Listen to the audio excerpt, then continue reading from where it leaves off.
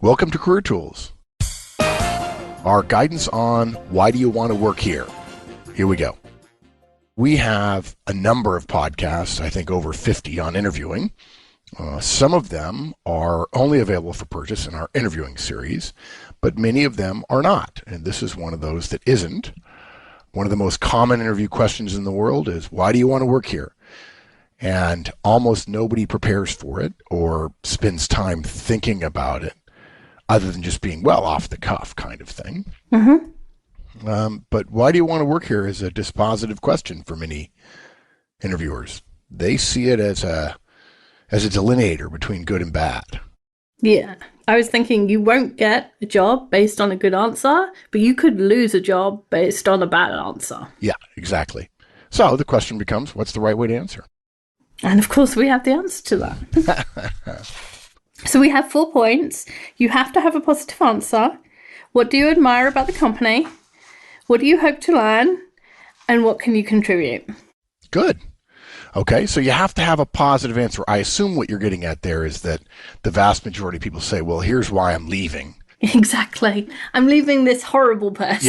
Yeah. Or even if it's not horrible, people think a good answer to this is simply saying, well, I finished my time. I had a good time at the company I'm leaving and I'm ready for new opportunities, which doesn't answer the question and puts it in the realm of, I could say that to every single company I'm interviewing with, which is not the point of the question. Exactly. So, this question is common. In the interviews that I've had, I've probably asked it every single time because it is such a delineator between candidates. Right. If they've prepared, then we know that they thought about why they wanted to come and interview with us. They've thought about the job and they've thought about how they fit. We know they've prepared because they have an answer to a really obvious question.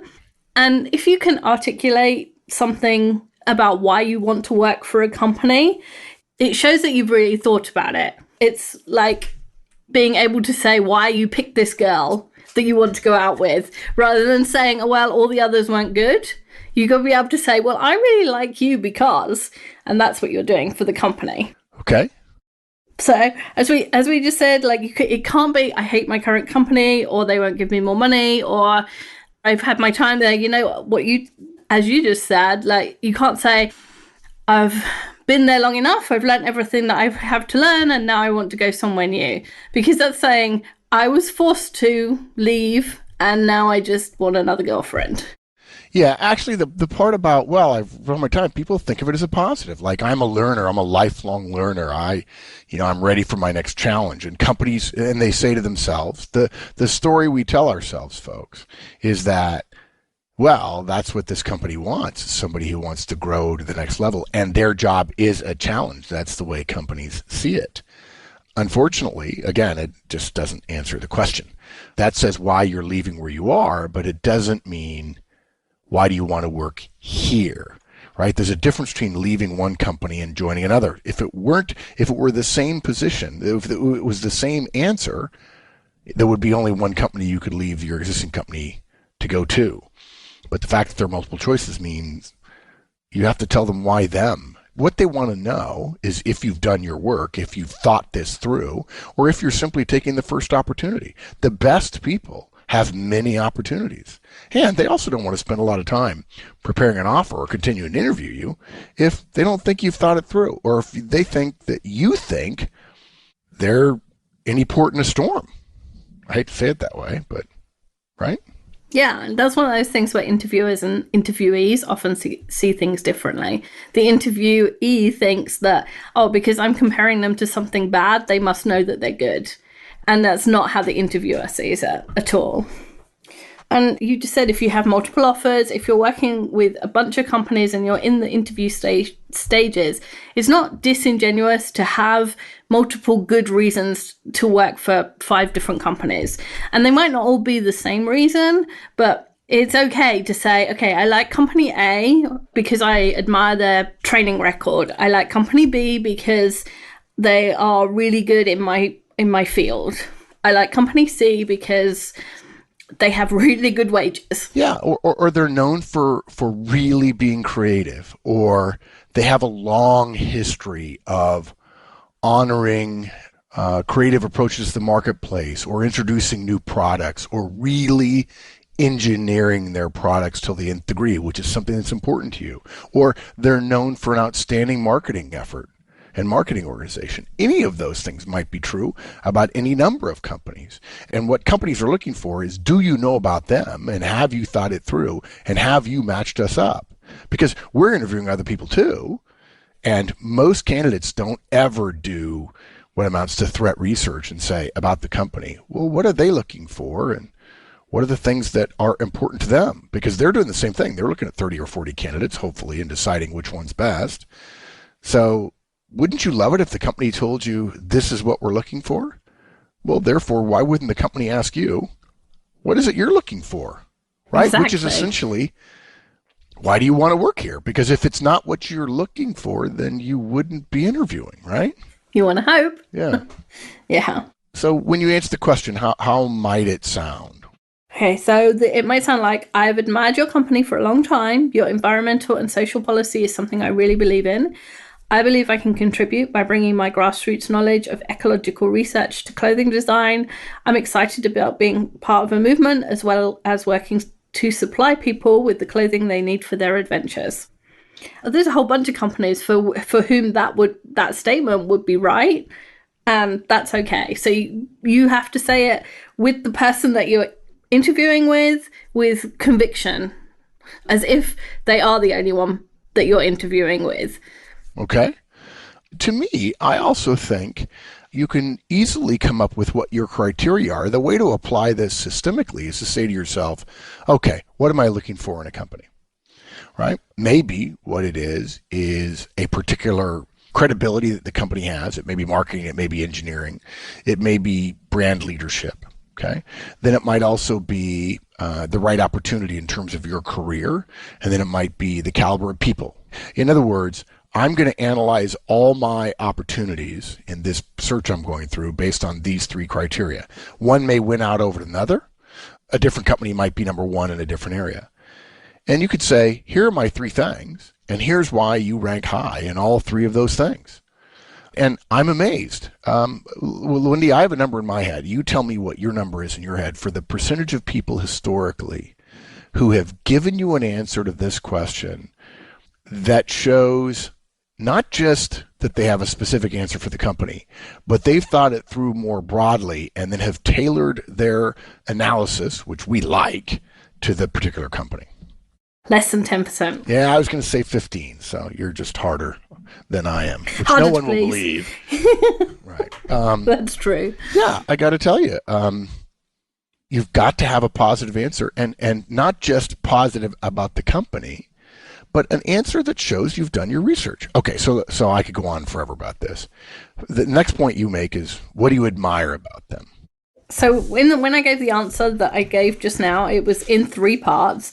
What I admired about the company, what I was hoping to learn, and what I could contribute. So we're just going to go through each of those, and then you put them together to give your answer. So describing what you admire about the company is a really good way to start, because it's always good to start with flattery. And there's often something that you do admire about a company that it's easy, to pick out one of those things, whether it's their entrepreneurial speed, whether the mission, their financial acumen, the people they serve, whatever it is. And it has to be something that's genuine enough that you can sound enthusiastic, because otherwise, if you're not enthusiastic, you shouldn't be interviewing. Yeah, and don't think you can fake sincerity, folks, because you can't. Or if you can, it's only with a very junior interviewer. And that probably means the answer doesn't matter very much. I would modify one thing you said. So everybody likes flattery. We've made the case here before that the distinction between flattery and praise is one is sincere and one isn't. So Wendy's using flattery loosely there, guys, to suggest I'm going to tell you something good about yourself. But it's not flattery to say to your spouse, you look nice. So we want to help the company understand that we understand they have good things for them, but we want to say it in a way that's genuine, which would make it not flattery, but rather praise or admiration, which is the whole point of what do you admire about them. Absolutely. Yeah. Okay. So look, everybody likes that to be told what they're good at. And in this case, if you tell the company you admire them, you're reinforcing that recruiter's choice in working there, and you're saying you made a good choice and I want to emulate you, right? There's nothing wrong with that. And it is not just to make them feel good. And guys, I got to tell you, you have to have thought it through. This is a question you need to prepare for. This could easily be a question that you have a 3x5 card for, or a flashcard for, or a reminder in your smartphone device or on your laptop about, or on your iPad or tablet about, which says, why do you want to work here? And then you list the companies you're potentially going to interview with, and then you have different answers for each one. And you're able to say, well, that's easy because of A, B, and C. And it's a different A, B, and C, or it's shaded differently at two different companies that are in the same industry. And I'm sitting here the entire time thinking about this, Wendy. This is a classic case where doing some practice, when you do video practice, one of the things that happens in our interviewing series, folks, is we recommend daily audio practice and then weekly video practice. And if you practice interviewing with a friend and they ask you, okay, you're interviewing with XYZ tomorrow, give me your why do you want to work here answer. And then you're interviewing with ABC the next day, give me your why do you want to interview answer. If the two sound the same, they're going to catch you and they're going to say, those sound the same. And after 5 or 6 interviews, if you deliver that in a boilerplate kind of monotone-ish, straightforward answer, they're not going to believe you. The sincerity has to come through. So you need to have done the analysis. Okay? The next point you suggested was, as a potential criteria for people, is what do you hope to learn? Yeah, and a lot of people start with this because for the reasons you were saying earlier, they want to demonstrate that they're a lifelong learner. They want to demonstrate that they have more growth, that they can contribute to this company. But the problem is that you're asking the company to give you something without giving them something in return. So you're saying, teach me, right, but you're not saying, and I'm going to give you this. So that's why you don't lead with this. You want to start by saying why you admire them so that they have something positive. They feel like there's a beginning of a relationship, and then you tell them what you hope to learn. Because you don't want to miss that out either, because you don't want to sound like you're not ever going to learn anything new, because everybody always is. Okay, so we want to find a happy medium between saying, I want to learn everything and I want you to pay for it because I'm just going to sit around learning, and I'm going to work, but I'm also going to grow and be better for you. And so that's why we don't lead with what we're going to learn. And instead, we express it in a way that talks about contribution. So I'm excited about having the opportunity to develop my currency hedging skills and contribute to the company's effectiveness in that area. If you know that's a particular pain point, you can tell them that that's what you're excited about. Or I'm looking forward to developing my writing skills further and helping the company communicate with its customers more effectively. So again, they're learning, but they're showing what your contribution will be. So it's an equal relationship. Yeah, I really like when you talk about learning. I think there are a lot of people who delivering it poorly will come across as selfish. I'm glad we go second. And I've always encouraged people to talk about the challenges. Because of the challenges, I'm going to learn and grow, and that will be more effective. And I think that then leads you to the contribution portion. Both, and of course, the contribution portion is more current, more now. But talking about, I'm going to be challenged, and that's going to help me learn, and that will help me get further, I think is modern in the year 2015, modern importance when it comes to interviewing. It wasn't true 30 years ago, but it's much more acceptable now to talk about the learning organization and the learning individual and so on, in part because companies have learned everything's changing so fast. If we have a bunch of people who are good at something but can't learn, we're going to be in trouble pretty quick. That's true. It's true. And if you think about apprentices, when my dad went to work, he was an apprentice, and when he was finished, he was done. He'd learned everything there was to know. Right. Good. And then the third thing was, what can you contribute? Yeah. So one of the underlying questions of an interview is, what can you do for me? That the interviewer is effectively asking, why should I give you this job? What is it that you're going to do for me? And why do you want to work here is the most thinly veiled part of the interview, where they might as well say, what can you do for me? Because why do you want to work here is almost that. Right. So you need to make sure that you answer that question, what can you do for me? So beginning, I believe I can contribute is a good way to start that, because it makes you give a sentence that is a description of your contribution. There's often, if you start a sentence the right way, then you end up in the right place rather than getting confused in the middle. Mm-hmm. Okay. So when you're talking about the contribution, you talk about something that you know is required in the job. Like, don't say, oh, my contribution, I believe I can contribute in underwater basket weaving, which I know is one of your top 10 skills. Yes. Because if the company doesn't do underwater basket weaving, the interviewer's going to go, okay, that's nice, but it's not what I need. So next, it has to be something that you know they need. And if you can make it their biggest pain point, then that's even better. But it has to be at least something you know they need.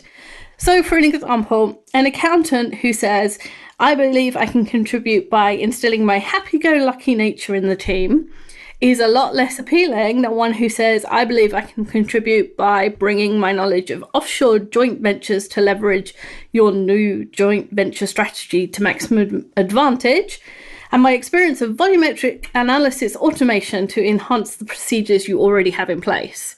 So not only does that person have skills that we know the company needs, but also that he knows that there's a new joint venture and that the procedures need automating. So it shows a lot of research as well as skills. Something else that I found happens periodically among the very best candidates. It didn't occur to me until I was listening to you talk about that.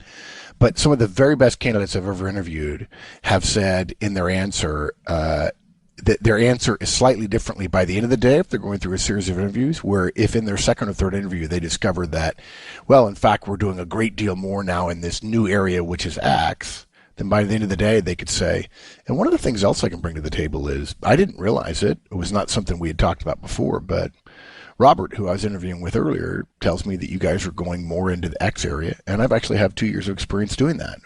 My previous company was an early adopter of that technology. I had some work doing the accounting development, the accounting procedural development for that, and if I can contribute in that area, I'd love to be able to do it. It was an enjoyable part of my career. That would be amazing. I would be blown away. Right. The guy at the end of the day goes, by the way, he brought up this, and he's like, wow, really? And, and then Robert says, yeah, he mentioned that to me. Wow.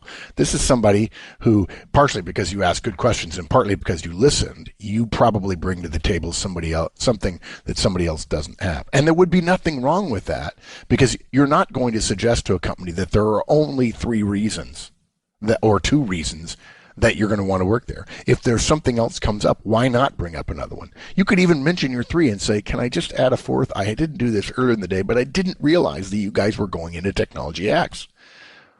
That would be huge. I'm just thinking about it going, it gives me goosebumps. I know. It's like, wow, I want that candidate, right? And guys, look, we don't hire people because of how great they did in an interview. But we don't hire anybody who does terribly in an interview. No. And you don't have to be 100% better than somebody in everything. You don't even have to be 100% better in the one thing they're looking for. It's always a sliding scale of 10 or 15 different things.